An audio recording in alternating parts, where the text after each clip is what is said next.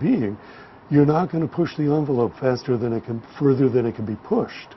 And you're going to realize this is how these people are going to be most comfortable playing my piece, and that's the performance I've got to start aiming at. Sounds like you're in a similar Absolutely. In fact, the education goes both ways, is because there are local dynamics and local politics which happen in every local and every symphony orchestra, which my coming in as an outsider, I may not be aware of. So I depend on the local committee to say, well, this won't work because our people feel or have had this history or tradition. And I have to be cognizant of that. And eventually, I let them go their own way because, again, in the end, it is their contract. Right. So what would you say, if you could summarize this, the 2 or 3 top issues, the ones that you think are most important that come up as you participate in these negotiations? Well, again, I would say certainly wages, benefits for the musicians who are earning their living. They want to see a future. They want to have a pension. We are all extremely concerned about health insurance, their working conditions, in that their ability, for example, in playing many orchestras, to balance their schedules so that they can meet their obligations in all the orchestras, that their conditions in, for example, outdoor concerts do not present dangers to them, and certainly job security, so that if ever they are accused of doing something which might put their employment in jeopardy, that there would be a fair procedure for dealing with non-musical issues and for musical issues if there are allegations of musical deficiency, that there is a fair procedure to deal with that. And in other words, I think constant vigilance would be the watchword here. Absolutely. And I especially heard what you said about safety in outdoor concerts. Mm-hmm. So many concerts are played under so many conditions, often set up hurriedly or set up in conjunction with venues that may or may not know what they're doing. So you do have to watch that. And sometimes I imagine musicians have to just say, I'm sorry, we can't go on under these conditions. Absolutely. Yeah. Mm-hmm. So in the last few years, the last 5 years, the last 10, have you seen any changes in this climate? Of course, the one that's going to jump to people's minds is that the finances are tougher than they used to be.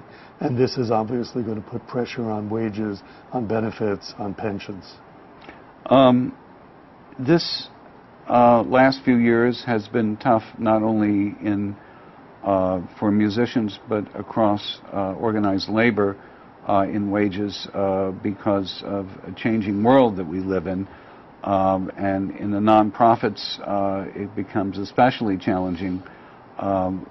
We are looking at all sorts of creative ways to try to get more money and benefits in the musicians' pockets.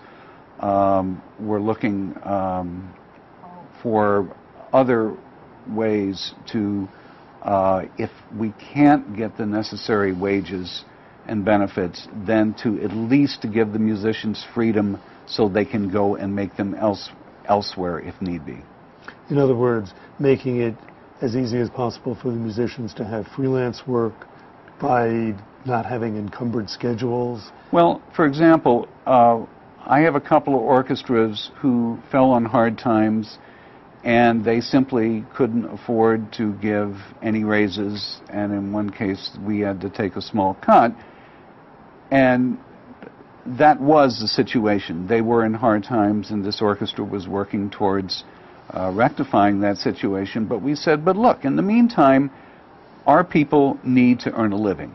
So we want the attendance policy opened up so that if other opportunities to, for example, sub with a major orchestra come into where they can avail themselves of a greater economic opportunity, they have more freedom to do so. Which makes perfect sense, and it's the kind of thing that I myself wasn't aware of, but of course it makes sense. Here you are the orchestra we're negotiating with. You genuinely don't have the money for a wage increase. In fact, you have to pay us less. We can accept that. We understand you're telling the truth but we still have to make a living. And so if you're not going to be able to pay us what we expect to get, you're going to have to understand that we will have to go elsewhere sometime. Right. Makes total sense. So now I want to turn to your educational work, as you described it, with the people across the table in the negotiations.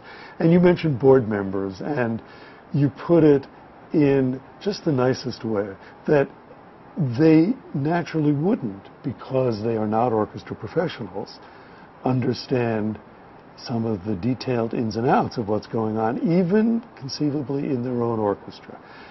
But something that you have no need to say, but I will freely say, these board members, and bless them for their work in keeping these orchestras going and for their dedication, and in almost every case I've encountered, their love of music. But nevertheless, they can be all over the place in what they know and don't know. And you do get some, no names, no cities mentioned, you do get some, and I have met them myself, who have had quite a bit of success in business, and because of that, they think they know everything. And they think they know exactly what this orchestra needs. They may be reinventing the wheel for the 10,000th time over. They may be trying to invent a wheel that could not possibly go anywhere, and everybody in the world knows this, but they will nevertheless be very sure of themselves when they put this stuff forward. I know I'm not saying anything new to anybody who's dealt with boards.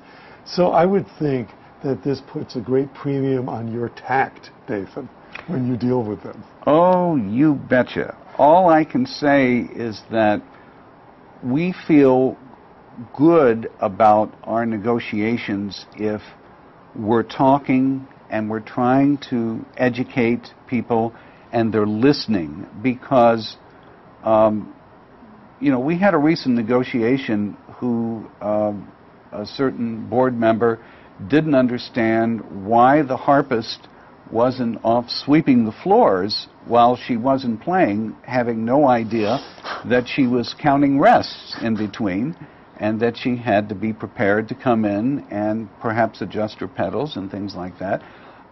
We have that kind of circumstance of where board members, and I've actually found that a useful exercise in some orchestras where we've had dress rehearsals and the board members were brought onto the stage to say, I want you to sit in the middle of the cello or the bass section while these folks are playing Mahler 5 or 6, and get an idea of the physical stress, the concentration, and the total personal involvement. And when they come out of this, they have a total different perspective. That's one valuable way. But in terms of at the negotiations, we try to bring all these things out so that they understand that there is not a parallel between what the musicians are doing on stage and their particular company. It's a different animal, and we try to educate to the best of our ability. Right, and along with that really bizarre idea that the harpist should be sweeping the stage or backstage or somewhere where he or she would not be needed. There's the idea that people who play instruments that don't play so much should be paid less than the rest of the orchestra. Yeah. Board members have repeatedly say, what are these guys in the back with all those sticks and drums doing all the time? They're just playing games back there.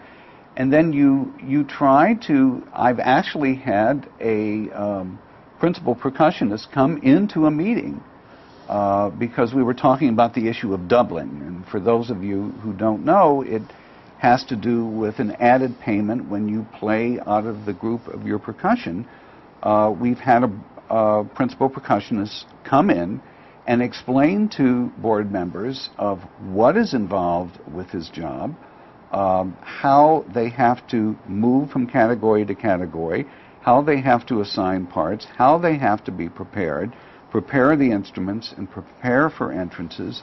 And once they begin to understand a little more of the process, it usually makes some difference. God, in the case of percussion, but I know with many other